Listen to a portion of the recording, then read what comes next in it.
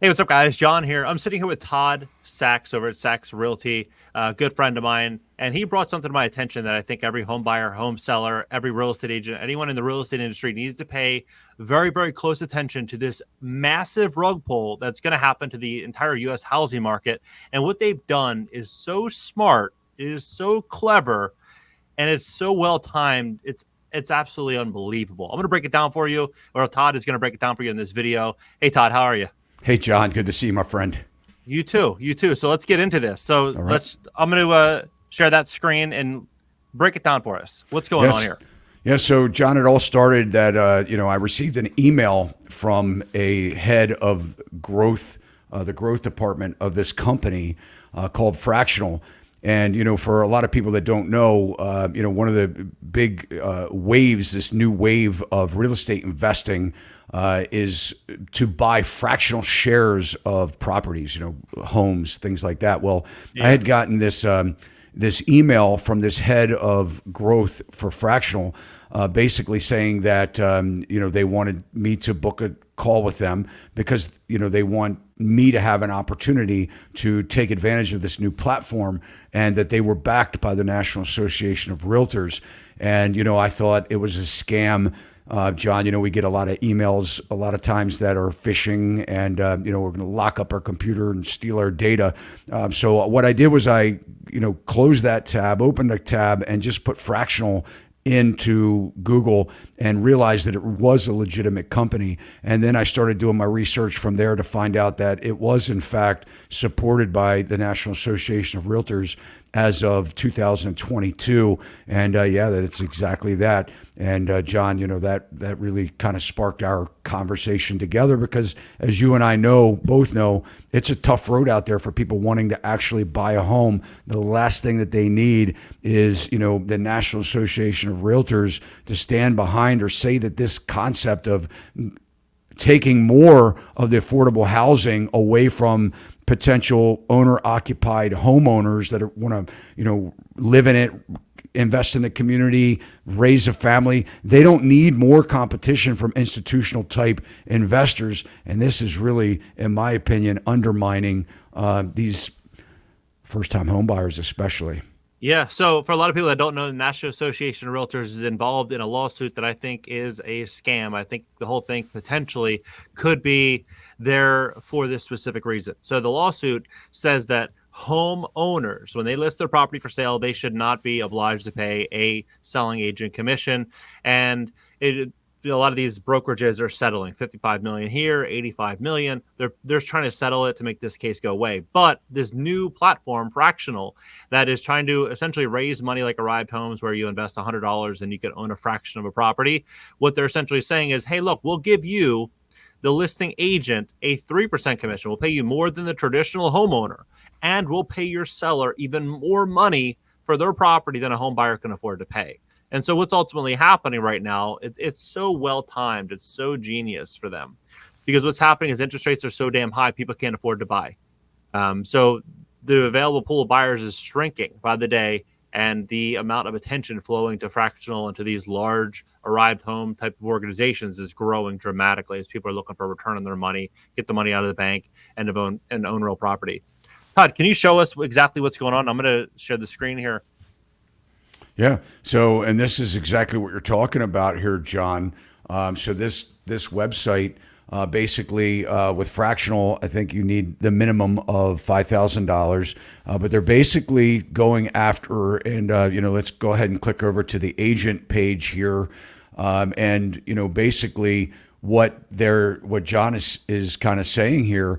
If we scroll down, you can see earn full commission. So basically, at a time, in my opinion, John, in a time where, sales are down for real estate agents, 1.5 million licensees or members of the National Association of Realtors paying their dues to be a realtor, to have access to, the MLS, because without being a realtor, you're kind of forced, if you're in residential, to be a realtor because you can't have access to the MLS, which will hurt your buyers and sellers. And you can't have access to the property because they put electronic lock boxes, a lot of the agents. So you have to be a member of the National Association of Realtors to really maximize your career opportunity. But this company knows, Fractional knows, that in a time where agents are really desperate for money, desperate for sales, they're kind of going after these agents, saying earn full commission. And it says right on their website here with agents that you can bring your properties, is what it says. Bring your properties and onto Fractional and earn 3% commission as a buyer's agent. So I don't really know what that means. Are they asking the listing agents to, since people can't afford to buy their homes that they're listing because home buyers are crippled by high mortgage rates and high home prices, so now are they enticing the agent to bring their listing? I don't know. I mean, this whole thing is new, but I know that it's very upsetting. Yeah, let's go to the next slide. So yeah, your next landlord could be 100 random people.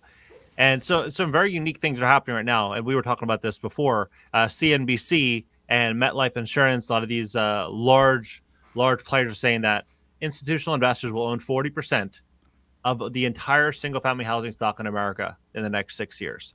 And I think that the easiest way for that to possibly happen is going to be the small fractional ownership companies acquiring large blocks of property. Because ultimately what's going to happen most likely is that we're going to start seeing banks tighten up on financing and funding over the next year or two, as a lot of these commercial properties have to get refinanced, and a lot of them can't because they don't have the equity. You're going to start seeing a lot more people defaulting on credit card bills, auto loans, home loans, personal loans. People are going to start defaulting. Bank deposits are going to continue to shrink. Banks are going to get much more nervous. They're going to be really careful about who they lend money to. And so a lot of people are going to be looking to invest money and small bits of money, $100, $500, $1,000, $5,000. And what better way to than buy, hard real assets such as real property, single family homes. Yeah. And the other thing with that, John, is, they make it seem fun. Like this is a fun thing to do. Invest with your friends, and, put $5,000 in, or arrive $100 in, or $1,000 in, invest with your friends and just sit back and watch the dividends come pouring in. Well, they also have a lot of disclaimers that basically said you're not guaranteed a return on your investment. And a lot of these companies, they set up management companies. So they're getting paid. These, the people that own these companies, they're getting their money because they're getting management fees. How do you determine how much profit they should have, right? That's baked into this. So it makes it seem fun in a time where, hey, don't worry about owning a home, and Arrived says, their CEO has said that 40% so far of their investors, and this is Jeff Bezos, they used his name when they launched Arrive Homes, to get a lot of notoriety, which it worked. But they say 40%, John, of their investors are actually renters themselves. Doesn't surprise me at all. People want to call themselves investors. So they can, put $1,000 in, $5,000, they will, and they'll buy these homes. The big concern here, though, is that what we're witnessing right now, the JP Morgan Chase CEO Jamie Dimon came out and said that Fed's fund rate is going to be going most likely to 7%. Right now it's about 5.25%, meaning mortgage rates will probably be between 9.5% to 10%. If that in fact does happen, the cost to buy a $500,000 home will be about $5,000 a month. You have insurance and taxes continuing to rise. You're going to start seeing people that own homes that aren't going to be able to, many of them are not going to be able to, take a loan out against their property. They won't have the equity. They won't be able to refinance. As the job market continues to change, there'll be less employment opportunities and wages will likely continue to soften. Wages have already softened 3 years in a row. You're going to start seeing a lot more people being forced to sell, and you're going to see a lot less buyers available. So this is like the absolute perfect time, especially when you have this National Association of Realtors lawsuit happening, which could restructure the brokerage model and the entire real estate industry as a whole at the same time. This same entity that's getting sued is partnering up with the new way in which they want real estate transactions to go down. So it's like, there's some things that many people could say that's a conspiracy, but how? Like, if you look factually, how is that one of them? I think it's just the agenda. I think it's, and we've been talking about this for quite some time. I remember going to a real estate conference in Nashville, Tennessee called the Internet of Things back in 2017, John. They were talking about subscription-based living, or don't own, rent. and, basically live wherever you want, live in these 15-minute city concepts. It's furnished. They've, little kitchens. They even have a restaurant where you can subscribe to food plans.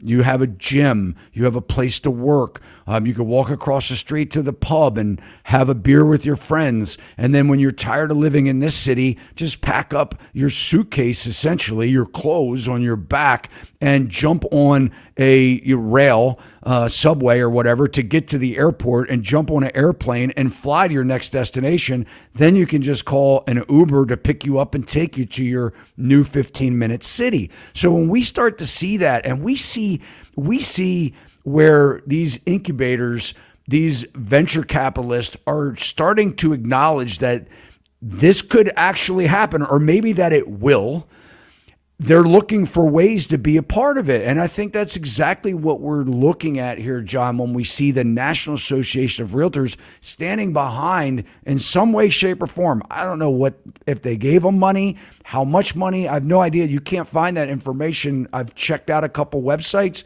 I don't know what it is, other than clearly they're supporting this business. Yeah. The real estate agent model, the traditional model, we have 1.7 million real estate agents right now, which is unbelievable. During the GFC, it was about 980,000, a million agents. What's happening right now is that you're seeing more and more agents being forced out of the business because deals are so much harder to come by. And so to have this situation positioned right now is so perfect for them. But what we will see over the next year or two is most likely an erosion of agents that are accustomed to easy money leaving this business, and a complete overhaul of how real estate transactions happen. So when I say on this channel, hey, I think we're in the greatest wealth transfer of all time, it started in 2020 and it's ramping up now in the next couple of years, it's really going to speed up. I'll read the comments. Some people will be like, oh, he's just trying to scare people. Look at the facts. Look at what's actually happening. Look at real inflation, not the numbers that they're trying to jam down your throat. Look at the real numbers. When you go to the grocery store, when you pay your insurance bill, when you do anything, you buy a little bag of groceries and it's $100, when last year, 2 years ago, it was $45. You tell me how inflation is 6%, 4%, 3%, right? What's happening is this wealth transfer is going to ramp up dramatically. And smart people are looking at this, looking at all these changes, and they're saying, I got to prepare myself now. I got to get out of high interest rate consumer debt. I have to, get my credit fixed. I have to, do all of these things to put themselves in a position to have options in the future, because real wealth in 2023 and 2025 and 2030 is going to be options. Wealth is options. Yeah, 100%, John. And, not to mention gasoline. I mean, I was talking with a home buyer bought a home a year and a half ago, and they said that the husband and wife both make really good money together.